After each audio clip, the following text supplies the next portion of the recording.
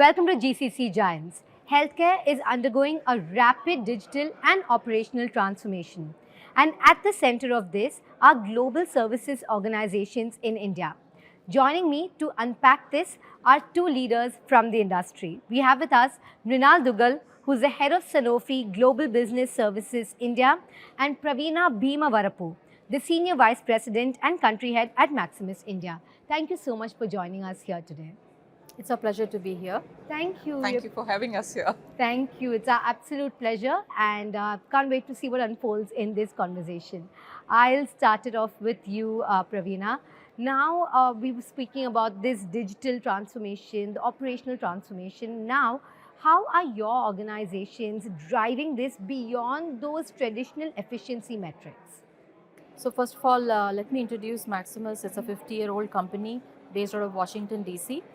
And we're based to serve the human and health services for the government agencies in the US, UK, Canada, and Saudi Arabia. And in India, we're institutionalized a year back, and we are mostly into the technology and engineering services.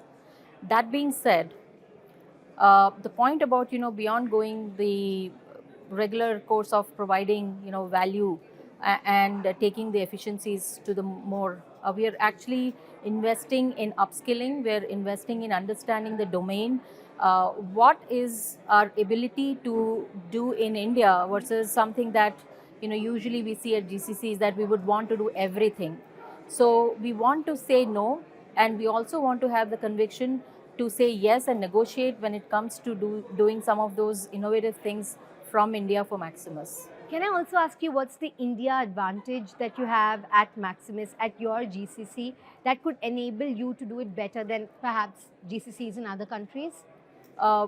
We were there for 10 years before we became a GCC, so there's a lot of domain expertise that we have in the country. Plus, most of it is technology and innovation. So we develop products which actually enable us to win contracts in future, and we experiment them. We have an innovation lab.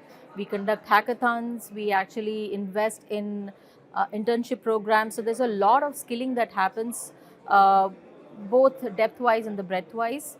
So that makes us very unique when I compare to other centers of Maximus in other countries. Yes, that sounds like very well-rounded skilling indeed. And thank you for sharing that with us, Praveena.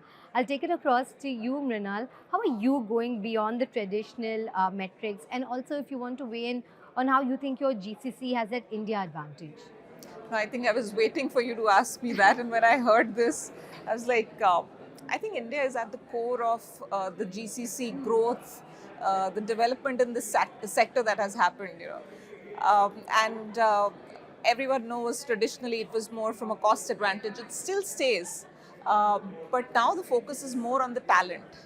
There's a lot of IT talent you get. There are a lot of English-speaking IT talent that you get, which is a unique proposition. And also, in addition, people are quite agile. That's a capability of Indians to be agile. Like, I think the highest digital adoption in terms of fintech is in India. So it is the agility, the positive energy that people have here is that unique recipe for GCC's growth. I just read an article which says about 50% of the world GCCs are now in India. So, and I think it's not going to stop here. This journey would continue to evolve further. Well, absolutely. Super. I also want to talk about the agility part of it that you mentioned, right? Now, scale is fantastic, but scale also comes at the cost of agility, especially in a sector like yours. How do you manage that need for standardization at scale along with the fast changing regulatory requirements and adapting to that? So scale doesn't mean that you don't comply with the regulatory, compliances. Regulatory compliance is given. That has to be followed. The GOPs, SOPs have to be followed. From an agility perspective, I think one perspective that I look at it is a lot of organizations are doing a network of hubs or network of GCCs across the world to give them that agility. From a capability perspective, from a time perspective, from a language perspective, and also diversity of talent. So multiple examples of organizations which set up something in Latin America, one in Central Europe, one in some Southeast Asian country, and one in India. India is mostly common, but you have those setup of GCCs, which provides that agility in terms of capabilities, talent, time zone, language, as I said. So that's how I see it. All right. Thank you for sharing your perspective. And I'll take it to you, Praveena. How are you balancing that need for standardization at scale along with the agility that's required in such a fast paced environment with so many multiple changes taking place simultaneously? So for that, there's a good governance model that I rely on. What we introduce as a change management office, that whenever we introduce a change, what happens to that and what does it do to the people and the processes. So example is if you are upgrading your work systems, internal work systems, right, whether it is for hiring, whether it is for people, workday, ATS, etc., right, all the other processes that are required, how does it actually impact the end of the day the employee in the company. Same thing is applied for solutions that we provide for our customers. So before even we make the change, we actually are talking to the customers and talking about the change that is coming up, so that they are not really worried about that, oh, something has changed. And that's the order of the entire leadership at Maximus, is that we are very well prepared. The answer is in the preparedness of the change. If you are well prepared, then you are not that anxious about the change, and also are adopting the change in the way it was supposed to be adopted. So the recipe is in the preparation, in the details, and a lot of change management, which generally is kind of neglected in bigger organization when they try to do something at scale. And that becomes a DNA when we introduce changes in our organization, whether it is at the people level, process level, or even technology level. Technology everybody does, but people and process, many of them, they don't actually pay much attention. But we ensure that that gets implemented at all these different levels. All right, I'll take that, expand on the people part of it. People remain at the center of success. How do you make sure that you keep all your processes people centric? For me, team is everything. Um, I'm based on this philosophy that we are interdependent community rather than dependent or totally independent, right? So as a human, we go through this cycle.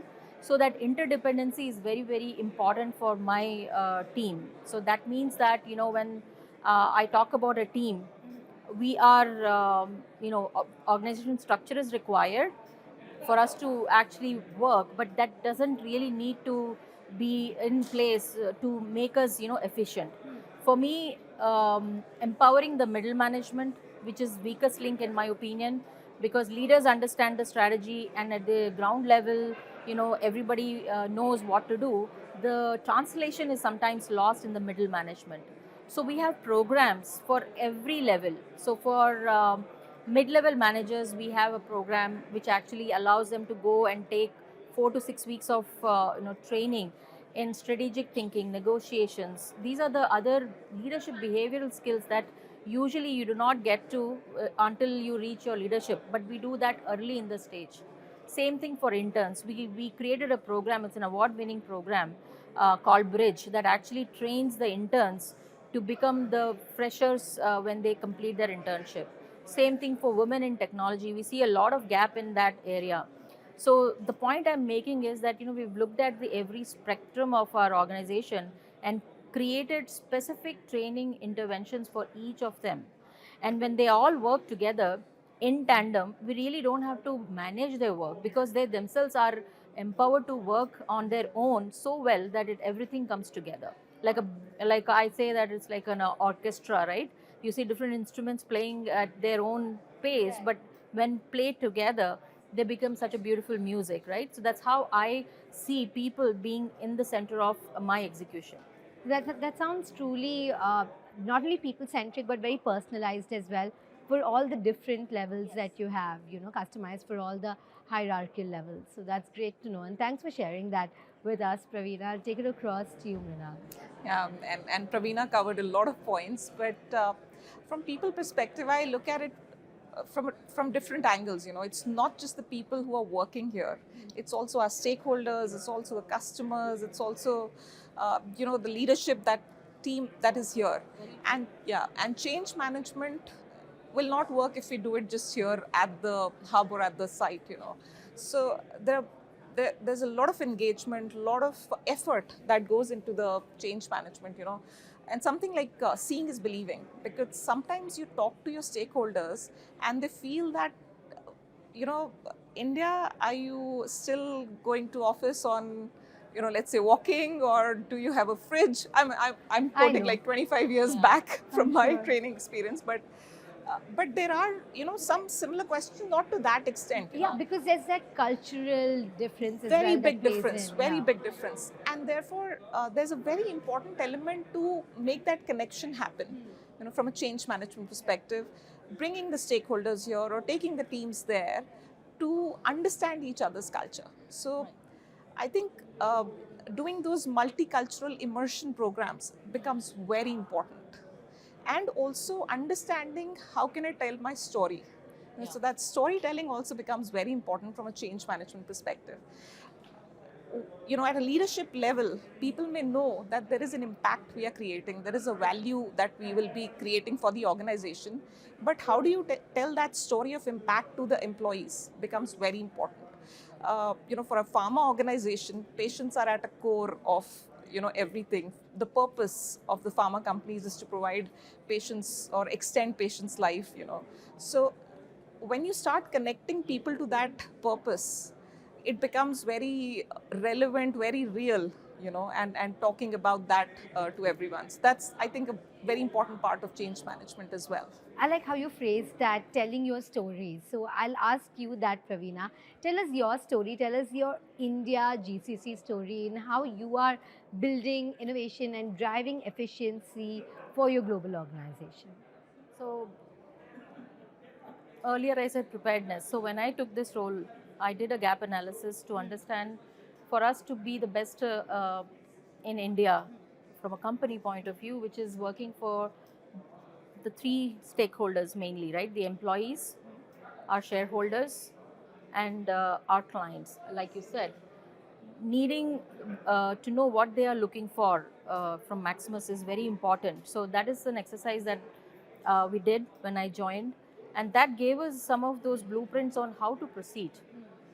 So once you know the details, I guess it's about, the requirements in software. We say if you get your requirements right, you actually do the right thing, or at least near to the what you really want to get to.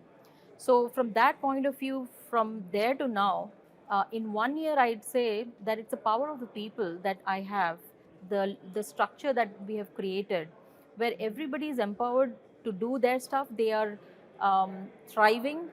They are so independent thinkers, and I follow this very personally as well. That you must be a thinker. You should not be just a follower. So this concept of skill versus will, we can get the skill from outside, but if they lack the will, it is very difficult to work as a team impactfully and efficiently.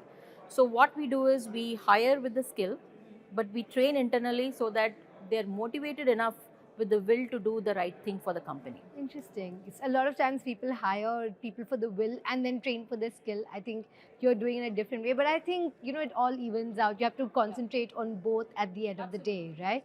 You have to account for both. But I like how you said skill and will, and I'm going to remember that and store it away and use that. Coming to pharma now, Mrinal, it is so compliance driven. It's process heavy. How do you keep that human element alive, and what are the challenges in doing that, perhaps? As I said, earlier, uh, good part about pharma is that everyone knows there is a purpose of the organization, and it's very easy to connect to that purpose, because uh, most of us would have seen some sort of a patient at home, or ourselves as patient, near and dear ones. So it's very interesting to discuss those stories in the town halls, talking about some of the products that would have helped the patient's life, the entire family, creating some videos to show them that connects them to the purpose of the organization. That's very important, and that's what typically we are doing. You know, we have stories, and in fact, not just this company, but I have multiple other experiences with other pharma companies as well. So it's so touching. People say that I want to keep working for this company because I know what outcome can I achieve, you know, out of this. And that is where you see that connect, that people centricity. uh, there are multiple other things we all talk about as an industry, you know, giving the best in class infrastructure, giving the best in class learning programs, development programs, you know, also having diversity at place, not in terms of just, you know, the gender diversity, but also, you know, all generational or all other type of diversities. That's also very important. So I think a lot of organizations are now starting to concentrate on that, and there is a collective effort I see from a GCC perspective as well. Having said that, a lot of times the organization's culture is also led by the parent organization or the headquarter organization. And that's where also you'll see a lot of difference between the pharma companies and the other industries. And in my experience, the pharma organizations are much more people-centric. They, you know, they have a care element that's built in, and that helps us, you know, kind of having that approach of people centricity in the processes. You know, it's also a very competitive industry, and talent and mature talent is very hard to come by. So what are your strategies for attracting the right talent, for maintaining them, and for safeguarding this talent? And you also mentioned that it's a very purpose driven mission, right? So does that help in the process? Absolutely, absolutely. And when you make it visible to the world, you know, when you tell, again, I come back to the story, you know, when you tell that story about what is it that you're going to join, or, you know, what is it, you know, people don't see salary and benefits. It comes much later.